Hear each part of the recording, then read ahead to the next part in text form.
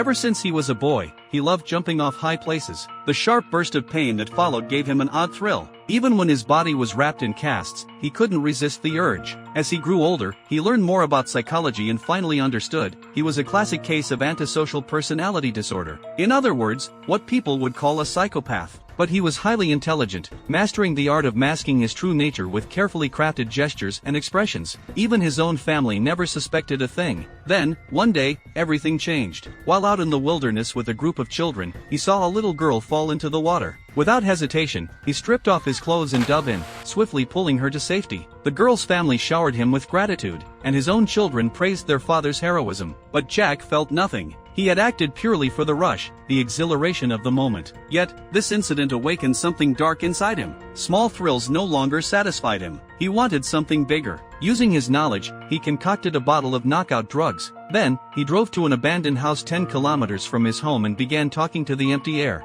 Was he losing his mind? No, he was rehearsing, practicing how to strike up conversations with strangers. His plan was taking shape. First, he would lure his target into his car. Then, he'd douse a handkerchief with the drug. Finally, while pretending to reach over to lock the car window, he would instead press the cloth against their face, rendering them unconscious. But he needed precision. To know exactly how long the drug took to knock someone out, he held the soaked handkerchief to his own nose while starting a timer. This way, he could calculate the exact window of opportunity, ensuring no mistakes during the real act. After days of practice, he decided to test his method on his own daughter. He followed the steps exactly as planned.